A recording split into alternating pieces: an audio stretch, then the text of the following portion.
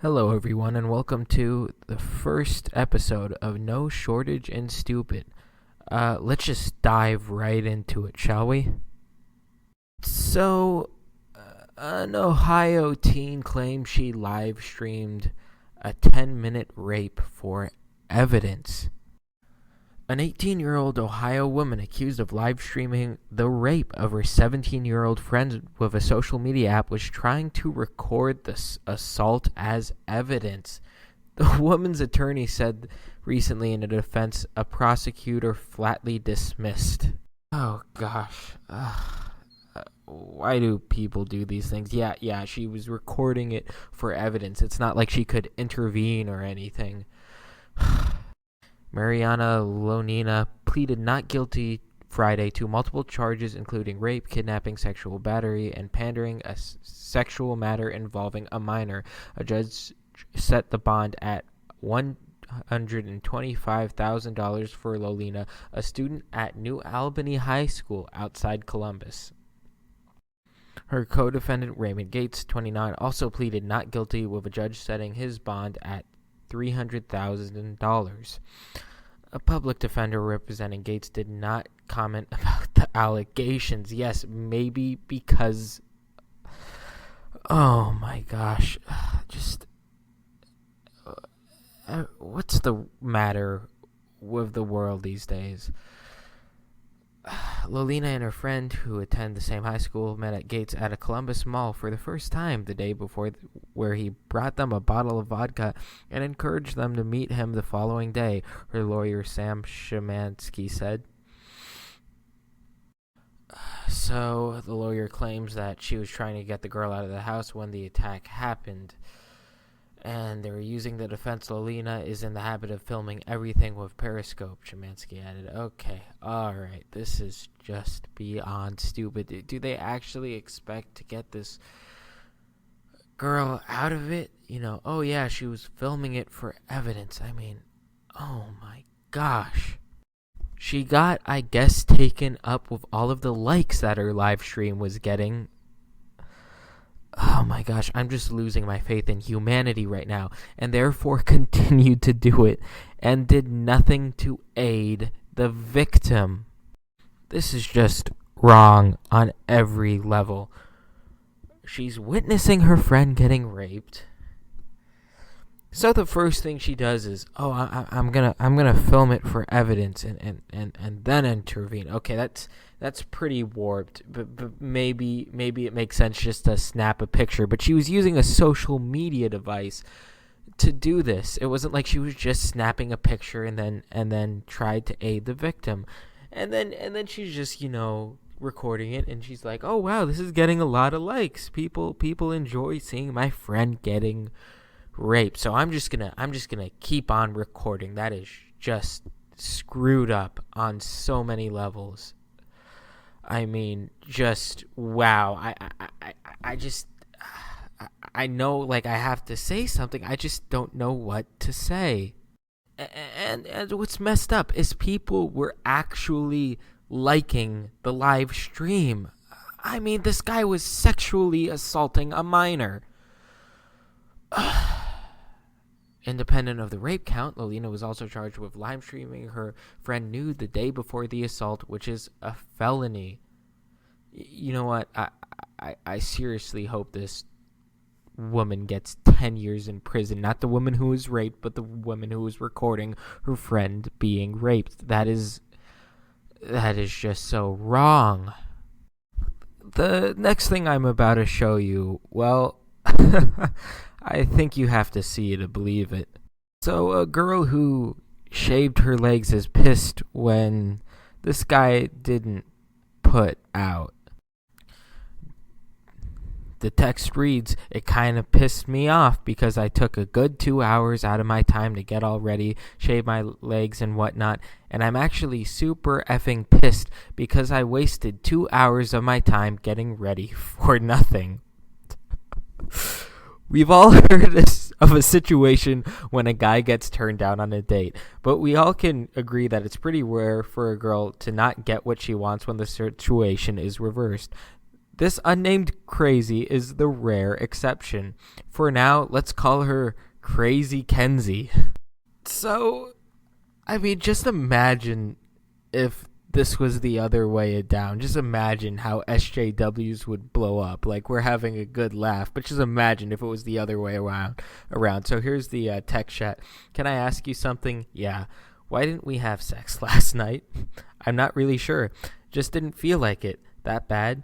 And then she writes, it kind of pissed me out because I took a good 2 hours out of my time to get all ready, shave my legs and whatnot. Yada, yada, yada. I already read that text. Didn't feel like it. Okay. Well, I did. So? I literally kept giving you hints all night. The guy just says, I just didn't want to. Sorry about it. But then the guy says, what's the big deal? It's just sex.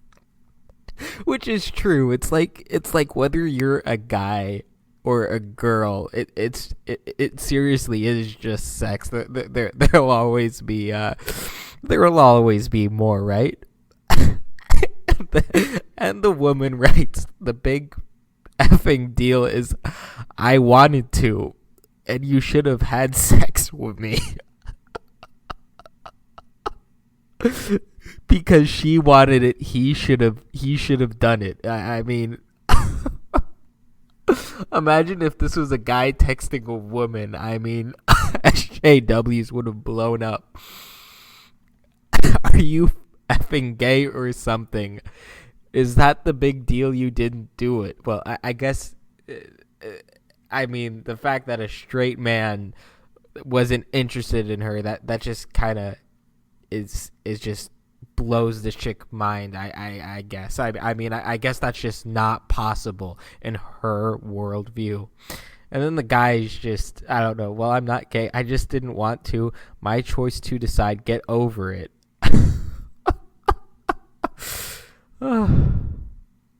So she gets really upset about this. The big deal is that I've wasted 2 hours. Okay, F that. A whole night trying to have sex with you. Just imagine if this was a guy. I'm sorry, this is just great. And you just didn't want to? Like, what's the issue? Are you actually gay and lying? Am I that effing hideous? Not that effing hard to whip your D word out? Is it broken? No? Okay, what's the actual issue? And the guy goes on to say, and he says, no, you're attractive. I just didn't want to. I'm not gay. You need to calm down. What the hell is your issue? I thought you were cruel. I guess not. And then I just love this part. I absolutely love this part. No means no. I don't need a reason. I mean, the guy has a point. No does mean no, whether you're a man or a woman. Now, I just love this. The guy says no means no. And the woman says, okay, no means no when I say it.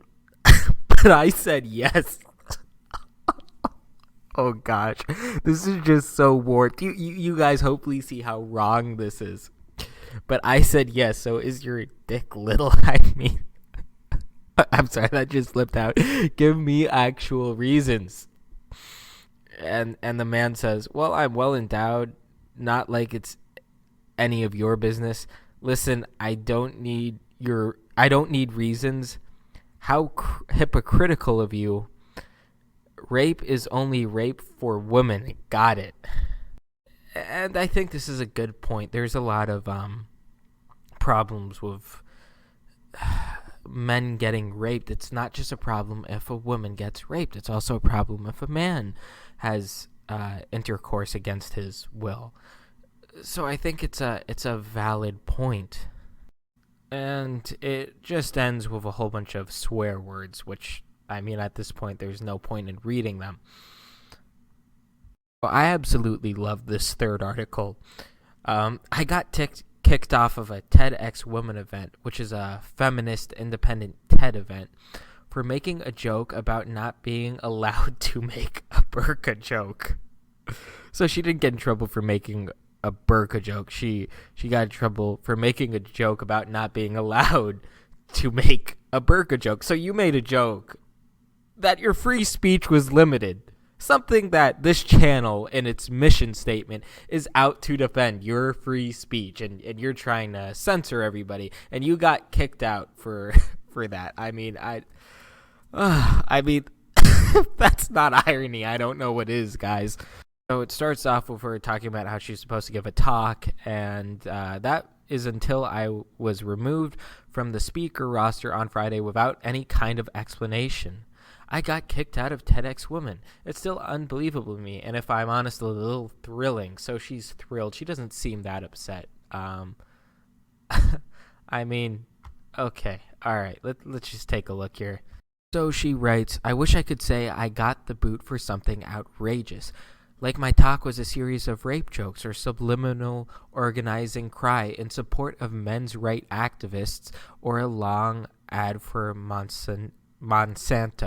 But it wasn't. Even as I imagined staging my too controversial TEDx talk, duct tape over my mouth, the word censored splashed across the Facebook event invitation, I worried the biggest joke would be how innocuous the whole thing was. I see myself yelling after disappointed audience members as they file out of the theater. I swear that was it. I'm sorry. So, and she doesn't say the exact joke. The essence of the joke was to say that I think people in a democracy should be able to say what they want, but at the same time I understand the discomfort people feel around the burqa and the niqab, or as white people understand them, the ninja and the beekeeper. Okay, great. So she thinks white people don't understand why Muslim women wear a burqa. And she defends herself. I wasn't making a joke about the veil. It was about white people not being savvy to the veil. Now, I find it funny because she's getting in trouble for, essentially insulting white people. Like, oh yeah, you don't understand this, only I do. So the TEDx organizer was worried about Muslim women, so she was looking out for them. When she asked if she could send the joke to this veiled woman, I agreed because I assumed this was the case of somebody getting offended on the behalf of someone else. And lo and behold, the veiled person was offended. So she doesn't understand. Like, yeah, she's not insulting the burqa. Okay, I get that. But each time a man or anybody criticizes a feminist, they go, oh, troll. They scream troll. And then when the tables are turned, she gets all pissy about it. So she was asked to cut the joke. This is supposed to be an inclusive environment, but it's not about inclusion of viewpoints. It's about creating a safe space for the offended and potentially offended not to be offended. The reason or logic behind their offense isn't questioned. Yes, precisely. I've been saying this the entire channel. Like since this channel was created, how irrational the reasons why you feminists get offended are. I've been saying this over and over again. But when it happens to you, you actually point out things like reason and logic. When I say it, it's not reason and logic. It's just that I'm obviously bigoted. But when you say it, oh, you're perfectly capable of seeing reason and logic where I am not. She was told she could replace the joke, and lo and behold, she didn't want to insult her own upbringing. And of course, the only reason that this woman can think about why this joke is not offensive is because she is not a Muslim. So we're not allowed to talk about people who are outside of our own race or gender anymore. I simply don't know what these feminists want. This is actually funny. I'm going to read this whole paragraph.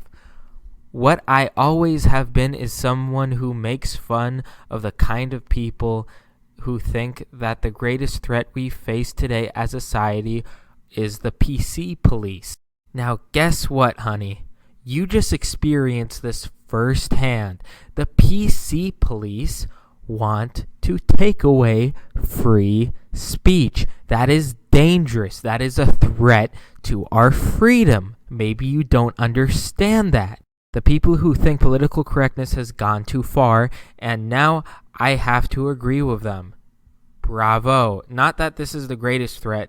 I'm pretty sure that's climate change.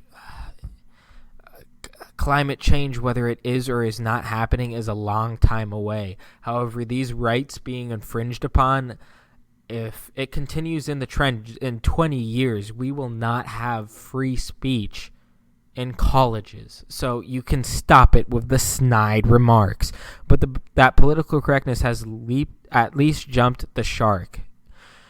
Now these people that I always make jokes about, who can't let go of the word, I'm not going to repeat that word on that channel, can use me as an example of how they were right. It has gone too far, and now I have to agree with them. So she has done, okay, good. She realizes the dangers of this. I mean, I don't think she's going to drop the whole feminist ideology or anything, but at least she realizes how dangerous censorship is. Then she basically screws with the TEDx people, and lo and behold, she gets banned. TEDx, a place for groundbreaking ideas, for daring greatly, for speaking truthfully.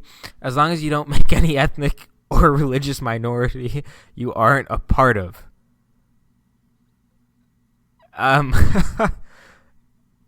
Well, now you're getting it.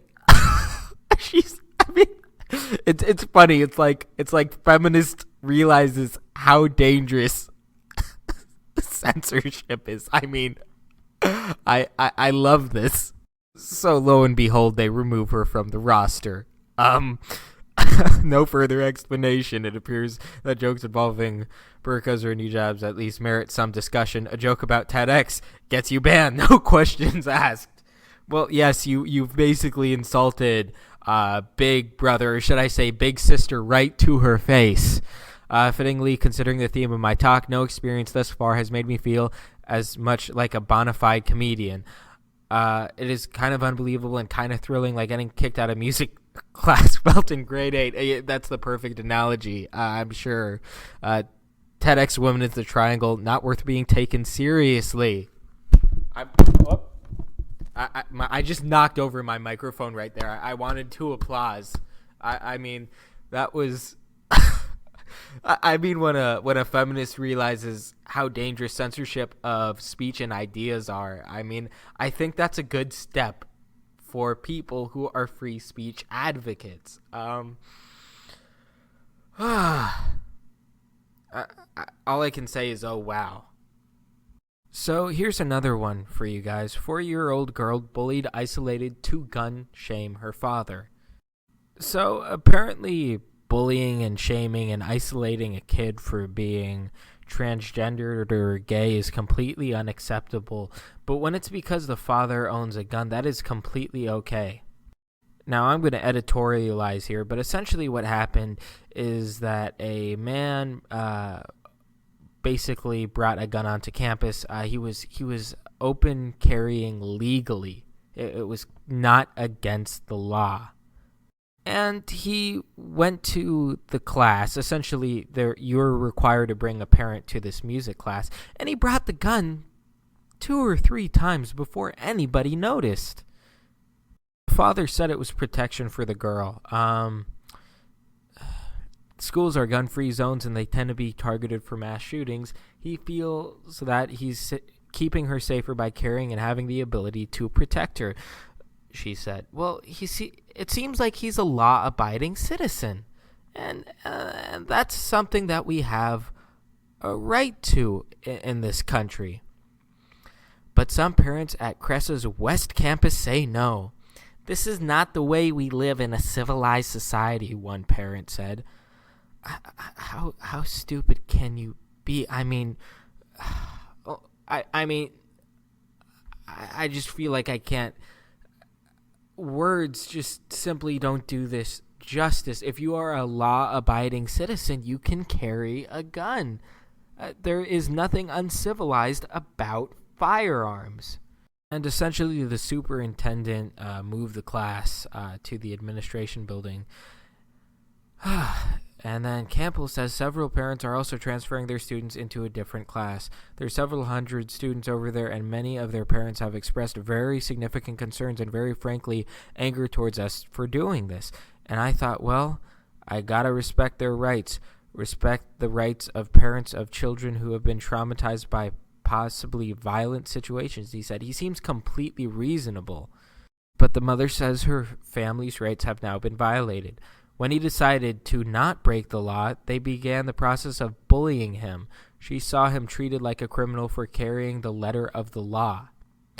Both Warren and Campbell say that some things need to change. Both are frustrated with Michigan law, which says concealed permit license holders can only open carry on school grounds.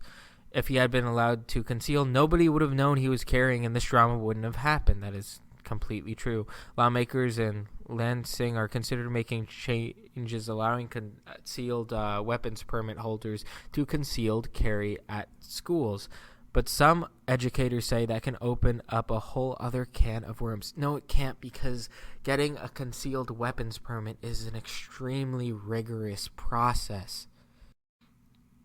I think in terms of percentage of the ones who commit crimes, they're 0.17%. 0.17%, literally a fraction of a percent.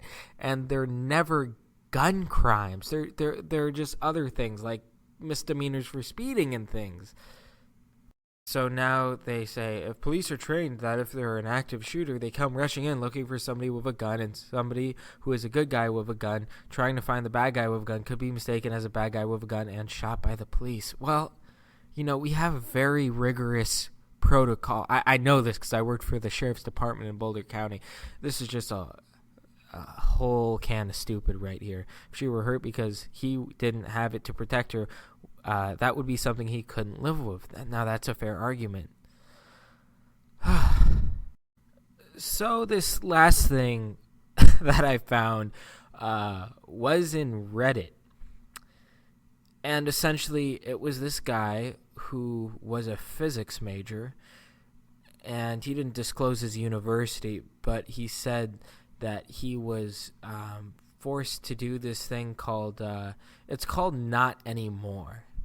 And it's supposed to stop bullying, sexual assault, so on and so forth. One of those, brilliant programs to teach males to stop raping, because, every male's a rapist. And in the same way that we teach murderers not to murder, and and pyromaniacs not to light things on fire, so on and so forth, we should teach rapists not to rape. Let's have a look, shall we? We're no longer going to put up with sexual assault, dating and domestic violence, and stalking. We're also not going to tolerate bullying and sexual harassment. Safe space. And we're not going to stand by and do nothing when we see any of these behaviors happening. In fact, our attitude boils down to just two words. Not anymore. Not anymore. Not anymore. Not Anymore for Community College is a new, interactive online program from Student Success, designed to educate students on interpersonal violence. Not Anymore inspires community college students to take action to help reduce sexual assault, dating and domestic violence, stalking, and sexual harassment. So here's the thing. I guess this guy goes to a community college, but here's the thing. You do not live at a community college. It's not the same as a traditional university. For those of you who don't know what a community college is, it's basically like a combination of a college where you get your first 2 years of courses done, but you don't live there. You basically commute, a day, but it's also like a college in that for every 1 hour you put in a class, you put 2 hours outside of class. I want to see the university and college version. Not anymore. I mean, this stuff is just ridiculous. Our Gen is a new interactive online program from To Student teach Success. people not to anymore inspires students to take action to help reduce sexual assault and not to rape. Remember, that is bad. That's something that you can't know about one of these programs, by the way. Anyway, I think that's enough about me ranting on about this. I mean, it's stupid. I'll post the link. Hopefully one of you guys can, I don't know, DDoS the server or something. I mean, I remember when I was at Boulder, they were gonna force us to do this. It was simply put, it was this alcohol and drug education survey. Now, I do not drink, I do not smoke, and I do not do drugs. So I just didn't fill it out. And all that happened is that I got a 50-page PDF emailed me saying, hey, Mr. So-and-so, I'm not going to mention my name on here, our records show that you didn't complete this education survey, so here are CU Boulder's policies on drugs and alcohol. Same thing with the basically, the things that teach you not to rape. I was supposed to do them. I did not. The only thing that I got emailed to me was just I wasn't in trouble. They just emailed all the Title IX documents to me. So if any of you guys are currently in college and you're forced to do these surveys, do not do them. Just don't. Find another college, or just don't do them and see what happens. If you get in trouble with administration, just explain they cannot make you do this. It is wrong. They cannot assume all males are rapists under Title IX. This kinds of let's educate rapists. It's just absolutely wrong. I'm kind of curious whether they only make the males do these videos or whether they make males and females do these videos. Anyway, that's it for our first episode in No Shortage of Stupid. I hope you enjoyed the video. I'm going to do one other video today, and then I'm probably going to take a break for the weekend. So you guys have a good one. I hope you liked it.